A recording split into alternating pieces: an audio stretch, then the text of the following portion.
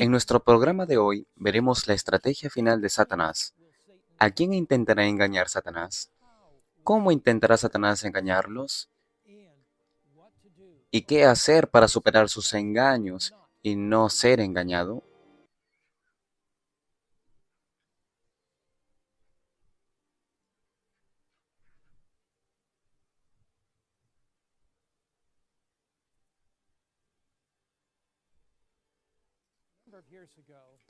Hace varios años hubo una serie de robos en Miami, Florida.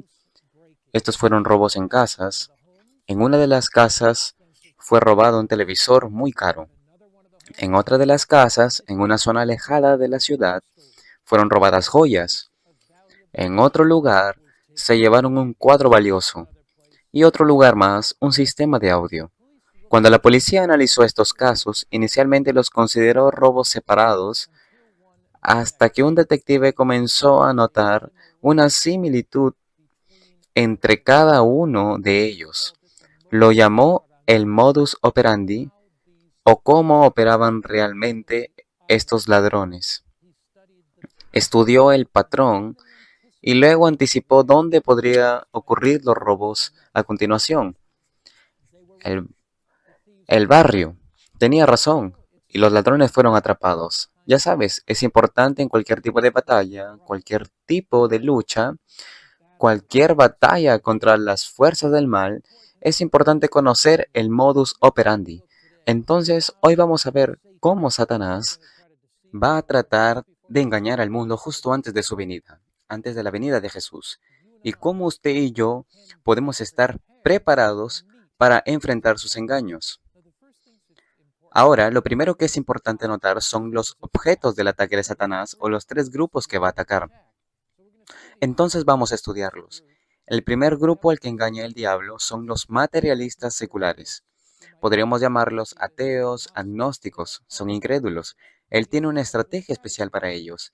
El segundo grupo en el que se centra es el de los cristianos poco comprometidos y poco entusiastas.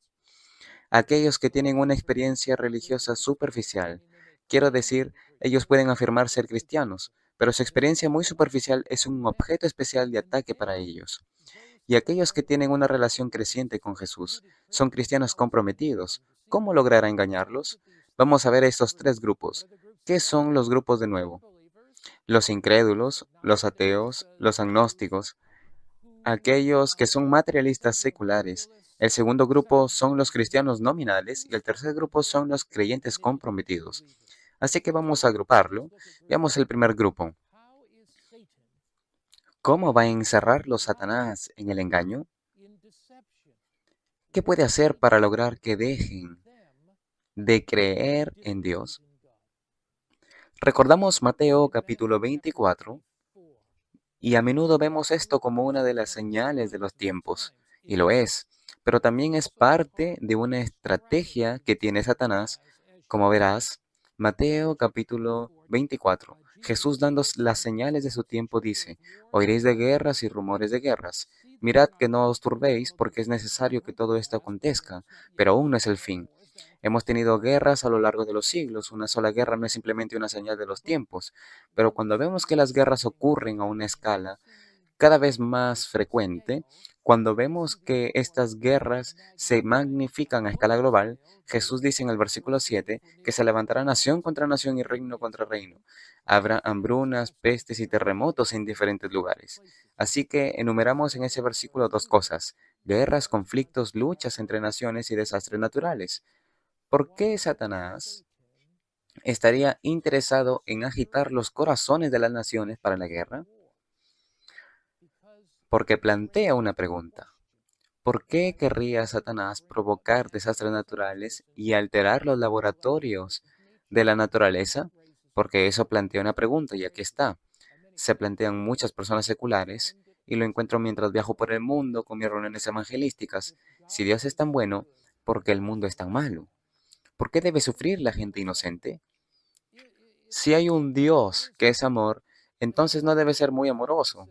Dicen que si toda esta gente está siendo destrozada en la guerra, los niños perdiendo sus piernas, los ancianos inocentes viendo sus casas destruidas y bombardeadas con bombas de drones y las ciudades siendo destruidas, y miren todas las inundaciones que arrasan pueblos enteros y los tifones que arrasan comunidades y los huracanes que destruyen, ¿dónde está Dios en todo eso?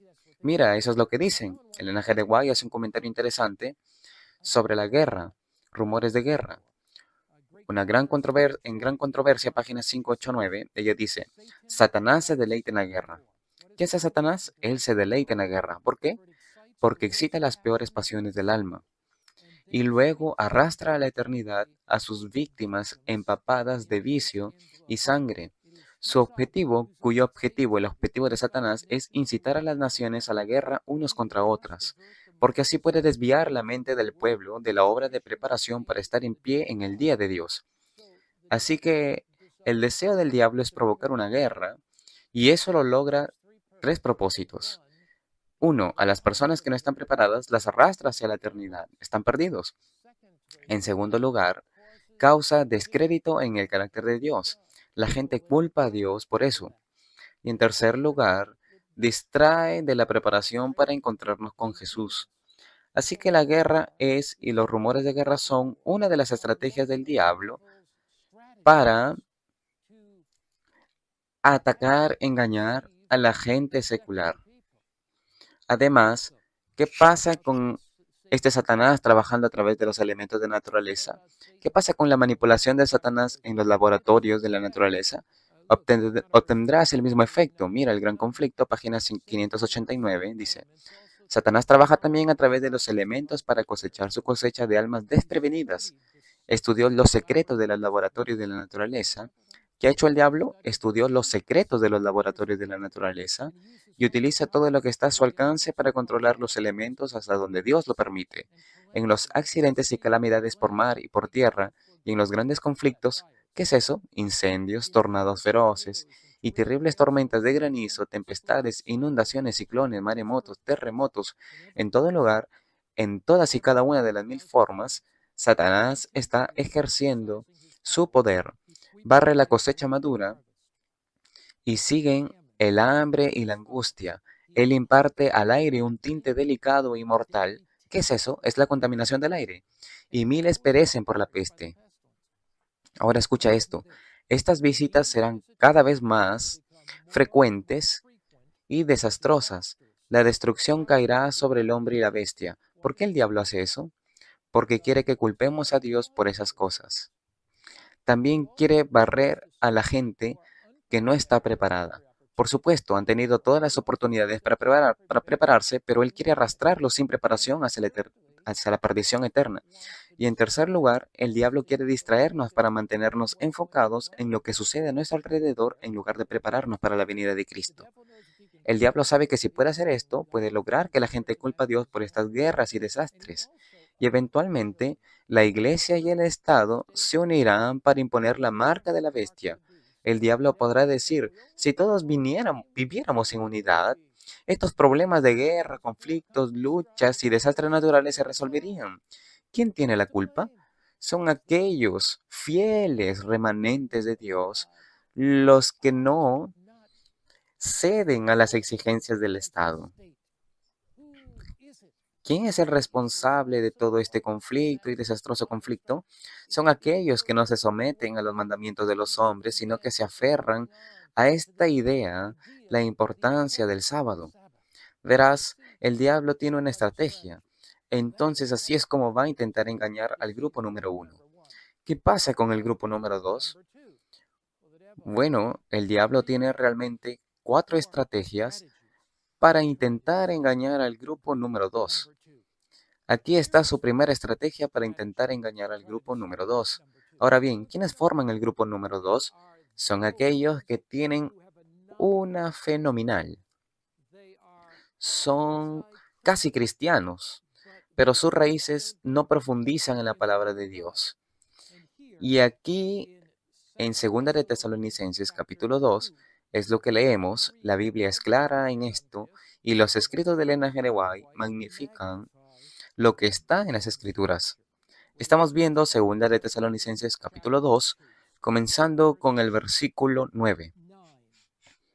La venida del inicuo, ¿quién es ese? El sin ley, el que desobedece la ley de Dios. El poder del anticristo será revelado, al cual el Señor matará con el espíritu de su boca y destruirá con el resplandor de su venida. Así que Jesús triunfará, la maldad será destruida y el anticristo Satanás será destruido. Pero observemos el versículo 9. La venida del inicuo es por obra de Satanás, con gran poder y señales y prodigios mentirosos. Ahora marca esto, con todo poder, señales y prodigios mentirosos, y con todo engaño de iniquidad para los que se pierden por cuanto no recibieron el amor de la verdad para ser salvos. Por esto Dios les enviará un poder engañoso para que crean la mentira, a fin de que sean condenados todos los que no creyeron a la verdad, sino que se dejaron llevar por el placer y la injusticia. Así que hay personas que eran cristianos medio comprometidos, pero nunca fueron transformados por la verdad de la palabra de Dios. No amaron la verdad, no vivieron la verdad. Y como resultado de eso, cuando aparecen señales y prodigios, falsos milagros, el diablo los derriba. Ahora, note nuevamente Apocalipsis capítulo 16, el capítulo 16, la escritura dice, vi tres espíritus inmundos que salían de la boca de la bestia, de la boca del dragón y de la boca de la bestia y del falso profeta. Ahora recuerde que en el libro de Apocalipsis usted tiene al Padre, el Hijo y el Espíritu Santo, la verdadera deidad. Luego está el dragón, Satanás, y el poder de la bestia, el papado y el falso profeta.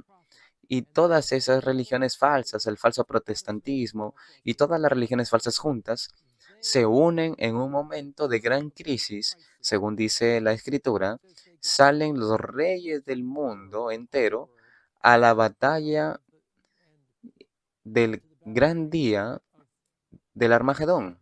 Luego dice que son espíritus de demonios que hacen milagros o señales o prodigios. Así, los demonios realizan señales o prodigios para lograr la unión final de la iglesia y el Estado. Los demonios que obran milagros realizan estas maravillas para engañar a la mitad del compromiso, de los medio comprometidos. Ahora es interesante ver cómo Elena G. White comenta esto. ¿Recuerdas, por supuesto, qué hacen estos falsos milagros? Bueno, fortalecen a la gente en su rebelión. Dicen, oye, mira, si se están obrando estos milagros, debemos tener razón. No es necesario obedecer la ley de Dios. Luego desacreditan al pueblo de Dios. Oye, ¿dónde están los milagros entre vosotros? Mira, mira lo que Dios está haciendo aquí. Además, debilitan la resolución de mantenerse firmes por parte de cristianos tibios y no totalmente comprometidos. Las falsificaciones de Satanás son siempre de alta calidad. Satanás hace milagros y hace señales falsas para engañar. Ahora bien, en el libro El conflicto de los siglos, en la página 186, Satanás no está inactivo. Ahora intentó lo que ha intentado en todos los demás movimientos reformatorios, engañar y destruir al pueblo, imponiendo sobre ellos una falsificación en lugar de la verdadera obra. Así que el diablo está falsificando, tiene milagros falsos. Aquí, en la segunda página de mensajes selectos, y esta es realmente una declaración poderosa que requiere mucha reflexión, Satanás obrará milagros para engañar. Él establecerá su poder como supremo. Él enfermará a la gente y luego repentinamente les quitará su poder satánico. Entonces se considerarán curados. Estas obras de aparente sanidad, no se lo pierdan, pondrán a prueba a los adventistas. Así que aquí tenemos gente que está medio comprometida. Podrían ser metodistas, bautistas, católicos o incluso adventistas. Y sus raíces no hunden sus raíces en las palabras de Dios. Satanás comienza a realizar milagros sensacionales, comienza a realizar espectaculares milagros falsos. Y mientras hace eso, aquellos cuyas raíces no han profundizado en la palabra de Dios, aquellos que no han saturado sus mentes con la palabra de Dios, el camino de la verdad y el camino del error parecerán tan cercanos que serán arrastrados y engañados. Así que hay 4 estrategias que tiene el diablo para esos cristianos superficiales. Primero, los falsos milagros. En segundo lugar, un falso avivamiento. La Biblia predice que este falso avivamiento vendrá. ¿Recuerdas que en Apocalipsis capítulo 13, la Biblia habla acerca de fuego que descendía del cielo de parte de Dios? ¿Puedes pensar en momentos en la Biblia en que volvió a caer fuego del cielo? En los días de Elías. Elías desafió a los profetas de Baal. El fuego descendió del cielo representando la presencia de Dios. ¿Puedes pensar en otra ocasión en la que descendió fuego del cielo? Seguro. Antes de esto descendió fuego del cielo para destruir Sodoma y Gomorra, fuego del cielo, la presencia de Dios. Según Hebreos capítulo 12, nuestro Dios es un ¿qué? Fuego consumidor. Cuando pensamos en Pentecostés, las lenguas de fuego representan al Espíritu Santo. ¿Qué representa el fuego en la Biblia? Recuerden que en el antiguo santuario había 2 ángeles de oro en el lugar santísimo del santuario sobre el propiciatorio, y allí en el centro estaba la gloria de la Shekinah, la presencia de Dios. Recuerda también la primera vez que se menciona el fuego en la Biblia. 2 ángeles estaban en las puertas del Edén con una espada de fuego. La presencia de Dios guardaba esas puertas. Entonces, ya sea el Edén, ya sea Sodoma y Gomorra, ya sea el día de Elías, ya sea el tiempo de Pentecostés, el fuego representaba la presencia de Dios manifestada a través del Espíritu Santo en el Nuevo Testamento. El fuego es uno de los símbolos del ministerio purificador del Espíritu Santo, pero aún así, en Apocalipsis capítulo 13, la Biblia habla de que una de las estrategias del diablo para lograr que la gente reciba la marca de la bestia es que descienda fuego del cielo. ¿Fuego del cielo? ¿Qué representa? Si el fuego genuino representa el verdadero Espíritu de Dios, el fuego falso debe representar el falso Espíritu de Dios en un falso avivamiento. ¿Predice la Biblia que ocurrirá un falso avivamiento justo antes del verdadero avivamiento? ¿Qué dice Jesús en Mateo 24? Muchos vendrán en mi nombre diciendo que yo soy el Cristo. Él dice, cuidado con los falsos profetas y falsos cristos. Falso avivamiento. Elena G. White, en el libro Conflicto de los Siglos, página 464, dice así: antes de la visitación final de los juicios de Dios sobre la tierra, la visitación final de los juicios de Dios sobre la tierra, estas son las últimas plagas, habrá entre el pueblo del Señor un avivamiento de piedad primitiva. ¿Qué es eso? Un avivamiento como no se ha presenciado desde los tiempos apostólicos. El Espíritu y el poder de Dios se derramará sobre sus hijos. El Espíritu y el poder de Dios es la lluvia tardía, así que antes de las 7 últimas plagas habrá un avivamiento, un verdadero avivamiento. La lluvia tardía derramada. El enemigo de las almas desea obstaculizar esta obra. ¿Qué obra? El trabajo del Espíritu Santo en el reinado postrero, en la lluvia tardía. Al terminar la obra de Dios, sigue diciendo, él intentará evitarla introduciendo una falsificación. Entonces, ¿cuándo llegará el resurgimiento de la falsificación?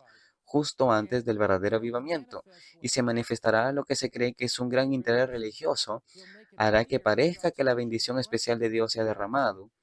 Allí se manifestará lo que se cree que es un gran interés religioso. Multitudes exaltarán que Dios está trabajando maravillosamente por ellos, cuando la obra es de otro espíritu bajo un disfraz religioso. Satanás tratará de extender su influencia sobre el mundo cristiano, así que habrá un poderoso avivamiento falso.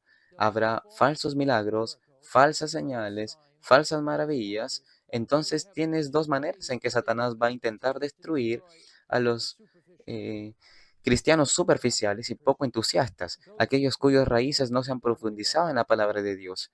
Primero, el diablo intentará engañarlos con falsos milagros. Segundo lugar, tratará de engañarlos mediante un falso avivamiento religioso.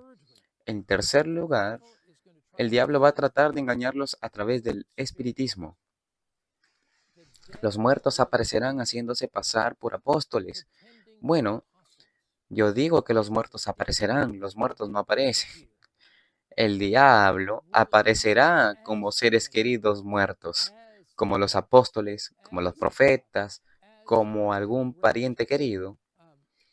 Encontramos que aquí en Gran Controversia 588 y 89, a través de la agencia del espiritismo, los enfermos serán sanados, muchas maravillas innegables se realizarán, y como los espíritus profesarán fe en la Biblia, en manifiesto respeto por las instituciones de la Iglesia, su obra será aceptada como una manifestación del poder divino. A través del espiritismo, Satanás aparece como un benefactor de la sanidad de las enfermedades de la gente y profesa presentar un nuevo sistema más exaltado de fe religiosa. Así que es a través de la espiritualidad, continuó, los apóstoles personificados por estos espíritus mentirosos son obligados a contradecir lo que escribieron bajo el dictado del Espíritu Santo cuando estaban en la tierra. Niegan el origen divino de la Biblia y así arrancan el fundamento de la esperanza del Señor y apagan la luz que revela el camino al cielo. Entonces, ¿qué va a hacer el diablo aquí? Primero, falsos milagros. La gente que quiere lo sensacional se deja llevar. En segundo lugar, creará un falso avivamiento religioso en el mundo protestante e incluso entre el profeso pueblo de Dios, pero se basará en el sensacionalismo, no en la enseñanza clara y el estudio cuidadoso y reflexivo de la palabra de Dios. Entonces el diablo hará algo más. ¿Qué hará? Él se hará pasar por seres queridos muertos a través de sus ángeles malvados. ¿Qué dice la Escritura? Dice aquí en el libro de Corintios, segunda de Corintios capítulo 11, versículo 14,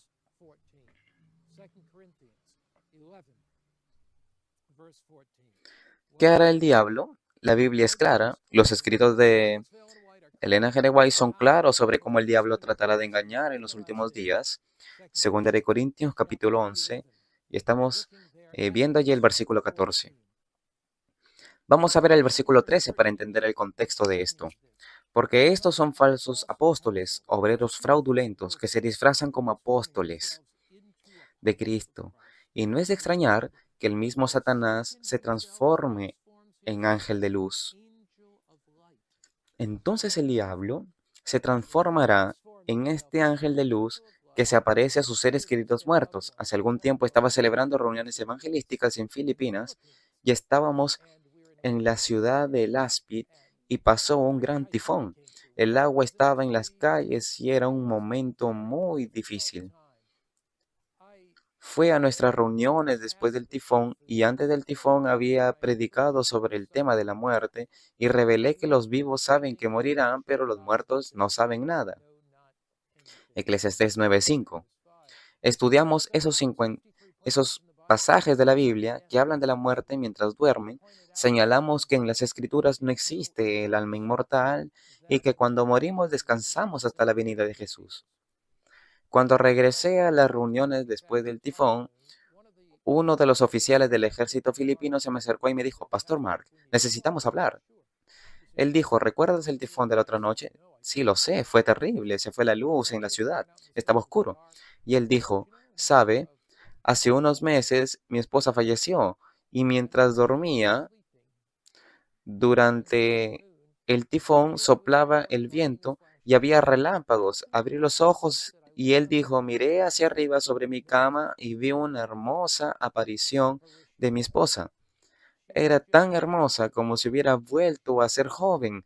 Extendió las manos y dijo, venga, Pastor Mark, todo mi ser quería venir. Todo mi ser quería ir y abrazarla. Se ve tan hermosa. Pero entonces recordé que los vivos saben que morirán, pero los muertos no saben nada. Pastor, recordé lo que usted enseñó en la Biblia. Cuando una persona muere, descansa hasta la venida de Cristo. Y Pastor Mark, miré hacia arriba y dije, usted no es mi esposa. Eres un ángel malvado disfrazado de mi esposa. En el nombre de Jesucristo, vete. Y él dijo, se volteó y vio a un demonio horrible irse, porque los demonios no pueden estar en la presencia de Jesucristo. Amigos, veremos más y más de eso en los últimos días. Por eso es tan importante conocer la palabra de Dios. Eso es tan importante. ¿Por qué? Porque es importante enfrentar a Satanás con la palabra de Dios. 4 maneras en que engaña: milagros falsos, avivamientos religiosos falsos, imitaciones falsas, pero el último gran engaño Lo encontramos en Apocalipsis capítulo 12. Aquí está el último gran engaño de Satanás. Apocalipsis capítulo 12. Lo encontramos aquí en el capítulo 12, versículo 12. Por tanto, regocijaos cielos y los que moráis en ellos, ay de los habitantes de la tierra, y ved, porque el diablo ha descendido a vosotros con gran ira, sabiendo que tiene poco tiempo. El diablo fue expulsado del cielo, según Apocalipsis capítulo 12, 7 al 9. Tuvo esa gran batalla. Poco después de ser expulsado, vino a la tierra para contaminar a Adán y Eva en forma de serpiente. Pero el diablo aún podía ascender a las puertas del cielo. Según Job capítulo 1 y 2, cuando Cristo murió en la cruz, Juan escribe, vi a Satanás caer del cielo como un rayo. Así que el diablo estaba limitado en ese entonces. Por eso Pablo dice que Cristo lo expulsó a los principados y potestades del infierno, y luego Pablo añade que Satanás es el príncipe de la potestad del aire en Efesios 2, así que el diablo aún tiene acceso al aire, aún tiene acceso, pero ya no puede ascender al cielo, a las puertas. Y justo antes del engaño final, justo antes de su último intento de engaño, ¿qué hace? Aparece en la tierra. El diablo ha descendido a ti, aquí. Esta es su última venida con gran ira, sabiendo que tiene que poco tiempo. Así que el diablo intentará simular la segunda venida de Cristo. Pero hay algo que no puede hacer, no puede venir en las nubes del cielo con gloria y poder como los ángeles. Dios lo ha limitado a hacer eso, lo ha limitado a no hacerlo. No puede resucitar a los muertos, no tiene poder sobre la vida, pero el diablo podría aparecer mediante sus ángeles caídos. Podría aparecerse en Chicago, podría aparecerse en Nueva York o Washington, D.C., podría aparecerse en París o Londres, podría aparecer en Mumbai, podría aparecer en las grandes ciudades de África, Europa, Sudamérica o entre América. ¿Y qué si el diablo se aparece como un ángel de luz? ¿Y si obra milagros para engañar? ¿Y si hay un aparente avivamiento religioso? ¿Y si engaña a miles? Usted dice, Pastor Mark, ¿es posible eso? Escucha aquí, tenemos gran conflicto, página 624. Como el acto culminante del gran drama del engaño. Ahora bien, ¿qué es esto? El acto culminante del gran drama del engaño, Satanás mismo personificará a Cristo. La Iglesia ha profesado durante mucho tiempo ver la venida del Salvador como la consumación de sus esperanzas. Ahora, el gran engañador hace que aparezca que Cristo ha venido. En diferentes partes de la tierra, Satanás se manifestará entre los hombres como un ser majestuoso de un brillo deslumbrante, similar a la descripción del Hijo de Dios dada por Juan en Apocalipsis. ¿Qué hará el diablo como el acto culminante del engaño? Aparecerá en diferentes partes de la tierra y muchos serán arrastrados y engañados. ¿Por qué? Porque no entienden cómo vendrá Jesús. La Biblia dice en Apocalipsis 17:8 que viene con 1, 7 y 8 que aparecerá con las nubes y todo ojo lo verá. La Biblia dice que el Señor descenderá con voz de mando. Primera de Tesalonicenses capítulo 4. Con voz de arcángel, con trompeta de Dios. Los muertos en Cristo resucitarán primero. Y nosotros los que vivimos, los que ya hemos quedado, seremos arrebatados juntos con ellos en las nubes para recibir al Señor en el aire. El diablo puede falsificar milagros, pero no puede falsificar el camino por el que Jesús vendrá. Cristo no viene a seguir. No podemos recorrer las polvorientas calles de Galilea ni caminar por las calles empedradas de Jerusalén como lo hizo una vez. Él no vendrá a aparecer en las grandes ciudades del mundo. No, no vendrá donde estamos. Viene a llevarnos donde Él está. Viene a resucitar a los muertos. Seremos arrebatados para encontrarnos con Él en el cielo, según la Biblia. Jesús es el único que puede resucitar a los muertos. Jesús es el único que puede transformar nuestros cuerpos en gloriosos cuerpos inmortales. Jesús es el único que puede llevarnos en ese gran viaje espacial de la tierra al cielo. Ahora mi pregunta es esta. ¿Cómo podemos saber con certeza que estaremos preparados para Jesús cuando venga? ¿Cómo podemos saber que no seremos engañados En el Evangelio de Juan encontramos tres maneras que en realidad Jesús enumera para evitar ser engañados. Juan 7, 1 al 17. Jesús dijo: si alguno quiere hacer su voluntad, conocerá si la doctrina es de Dios o si hablo por mi propia cuenta. La primera, el problema es un corazón que quiere hacer la voluntad de Dios. Es un amor profundo por Jesús. Es un compromiso fuerte con Jesús. Es una apreciación del sacrificio de Cristo en la cruz, que está dispuesto a renunciarlo todo por Jesús. Dice que si alguno quiere hacer su voluntad, ¿recuerdan lo que dijo el apóstol Pablo aquí en el libro de Filipenses?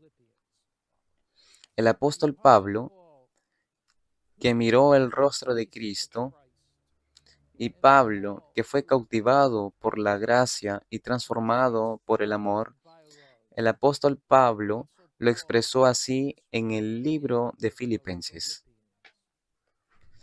Pablo dice en Filipenses capítulo 3, versículo 8, pero ciertamente estimo todas las cosas como pérdida por la excelencia del conocimiento de Jesucristo, mi Señor, por quien lo he perdido todo y lo tengo por basura para ganar a Cristo.